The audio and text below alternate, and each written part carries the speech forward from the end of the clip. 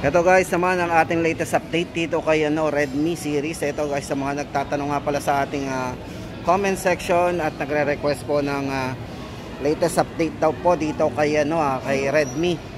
Yan. Bali guys, ito mga display po nila dito yung mga Note 13 series. Ito apat po 'yan.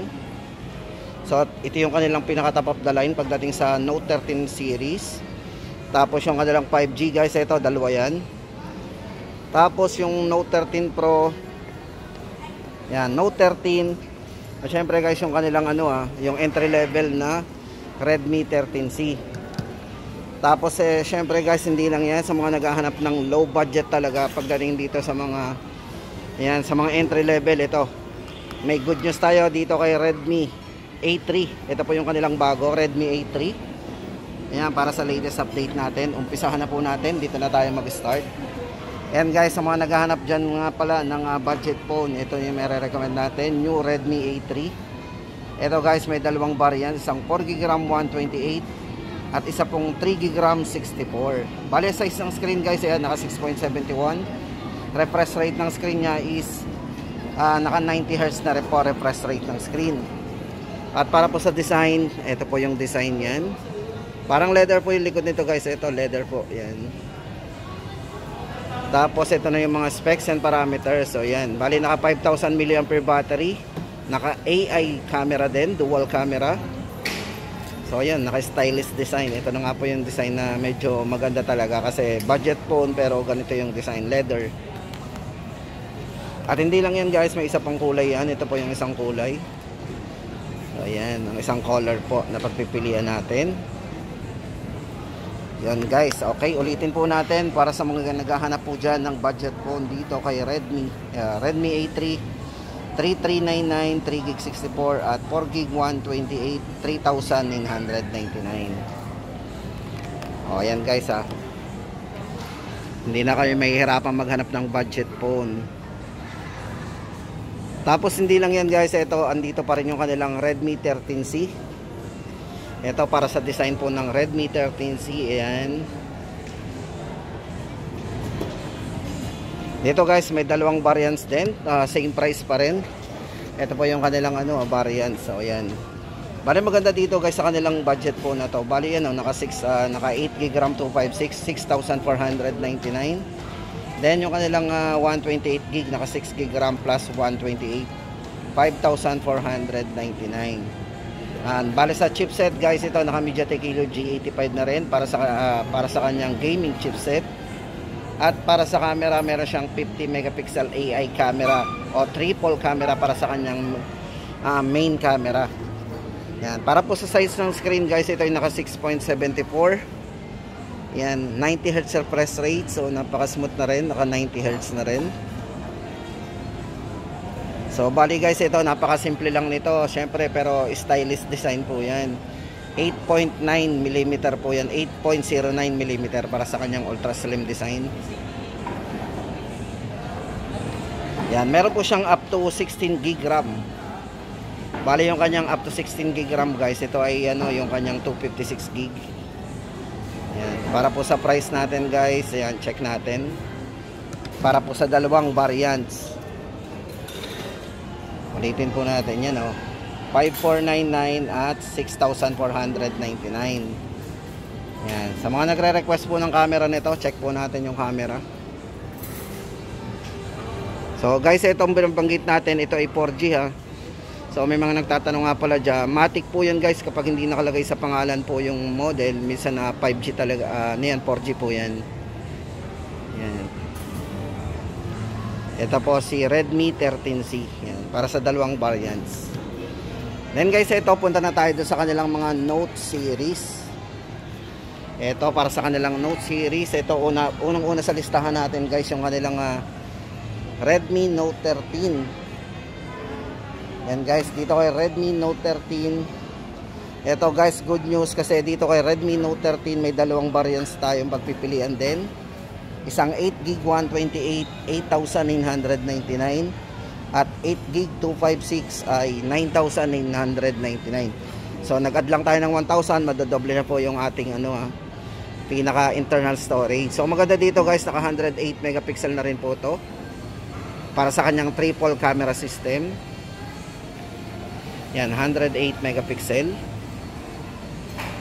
Ayan, tapos naka 120 Hz na rin po yung refresh rate ng screen nito. Ayan, naka AMOLED display din.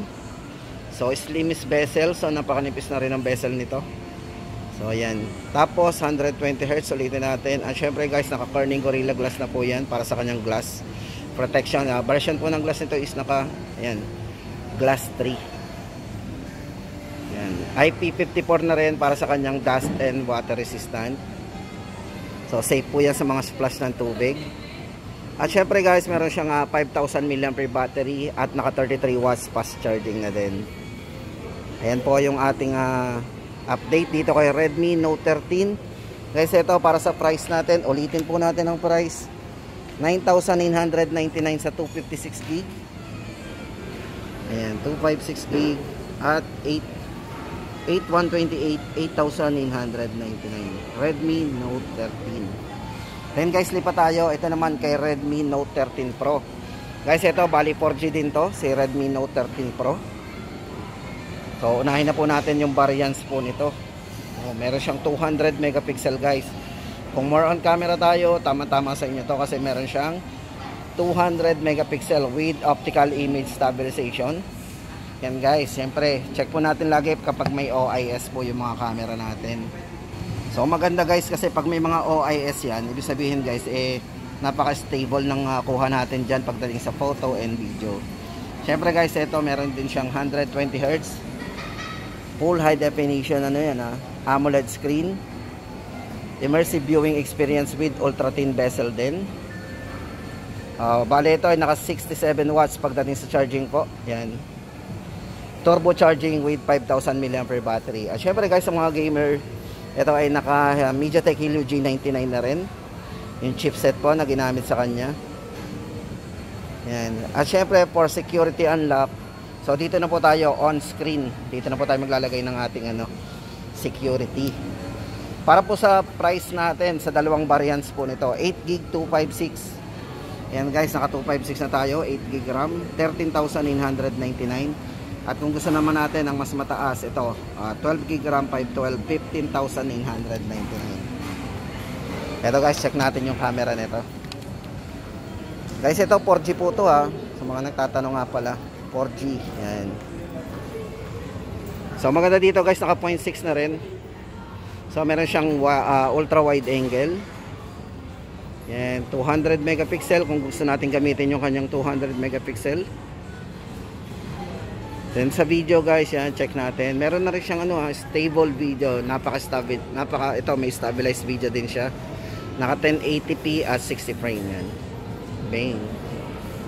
So kahit na medyo malikot yung kamay natin, magandang panoorin yan, di masakit sa mata. Yan po yung maganda doon sa mga 60 frame. Yung mga frame rate natin yan.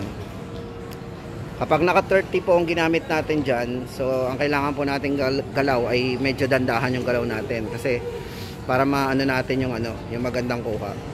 Pero syempre kung gusto nung mabilis-bilis, gamitin po natin yung 60 frame nya.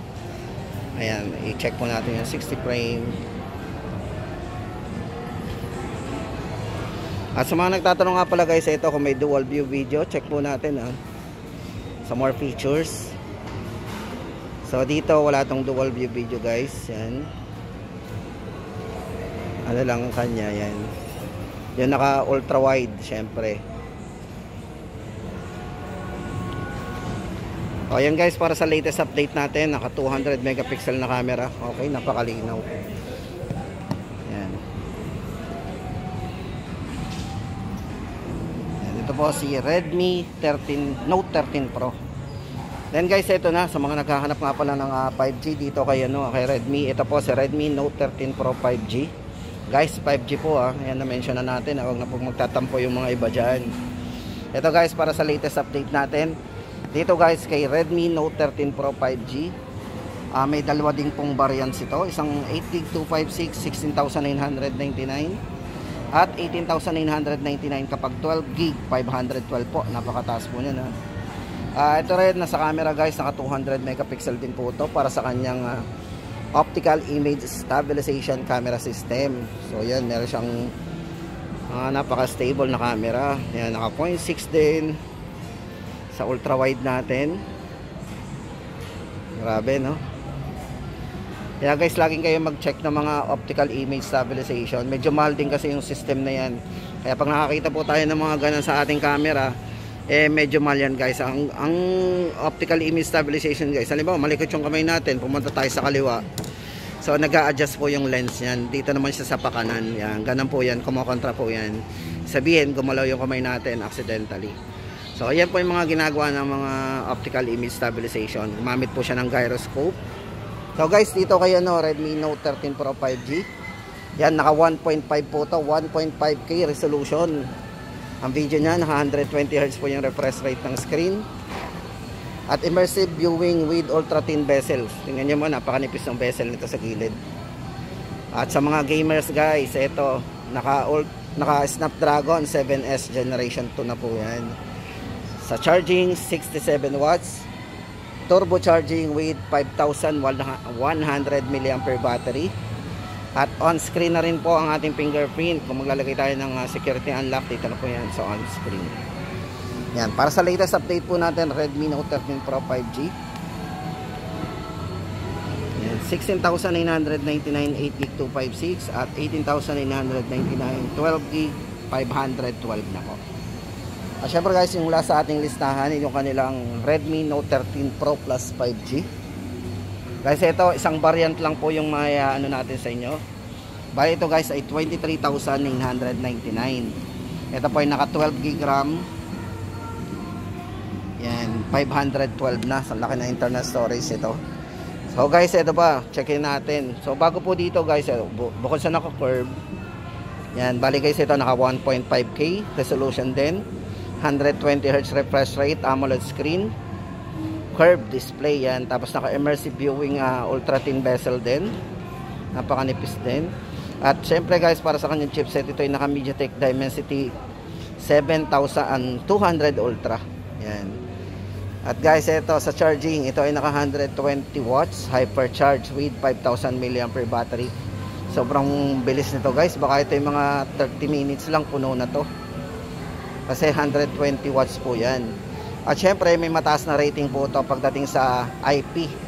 So naka IP68 po yan, dust and water resistant. O diba? Galing ha. IP68. Usually nakikita po natin sa mga high-end phone yan, yung mga IP68 na yan. Pero dito kay Redmi Note 13 Pro Plus 5G ay nakikita lang natin sa 23,999. O, diba? IP68 yan. Ayan guys, ang ating latest update dito. Ay, hindi pala natin na-check yung camera guys. Check natin, syempre. Kung gaano kalinaw yan. O. 0.6 Ultra. Portrait camera. Check po natin. Portrait. Ayan. Naka-portrait po yan. Ganda ng kuha. Naka-blur yung background yan. Naka-focus yung subject. So, night mode.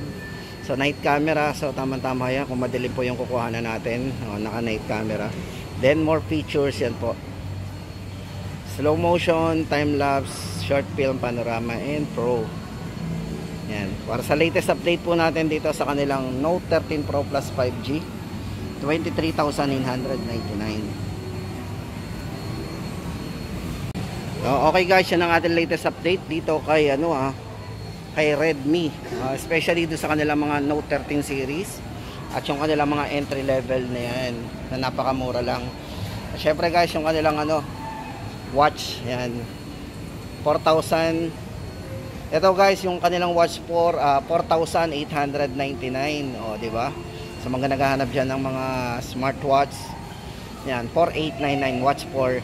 Then yung kanilang watch 3 yan, ito po, watch 3 active guys, sa mga naghahanap naman ng budget dyan. Ito guys ay 1,999 lang. Bagong bago to bagong model po to. O diba, sulit.